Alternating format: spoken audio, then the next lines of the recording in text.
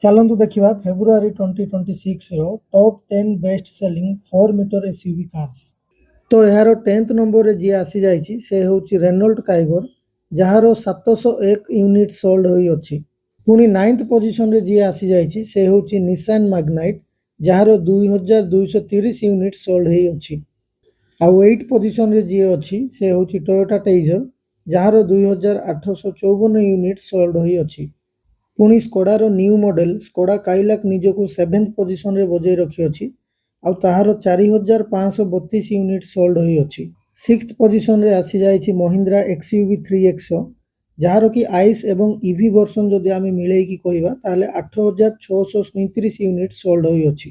पुणी 5th position रे किया सोनेट आसी जाइछि जार 9750 यूनिट सोल्ड होई अछि।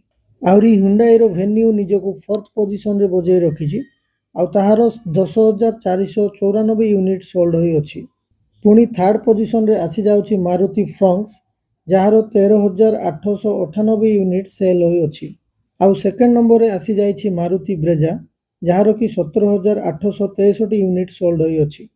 पुणी थरे टाटा नेक्सन निजको 1 नंबर पोजिशन रे बजाय रखिछि जार आइस एवं ईवी वर्जन जदि आमे मिले कि देखिबा ताले ये 19430 यूनिट सोल्ड होई अछि। तो आपणकर फेवराइट एसयूवी कौन आमको कमेंट सेक्शन में जनातु। पुणी एही भली वीडियोस देखिया पाई आम चैनल को सब्सक्राइब करंतु। Thank you.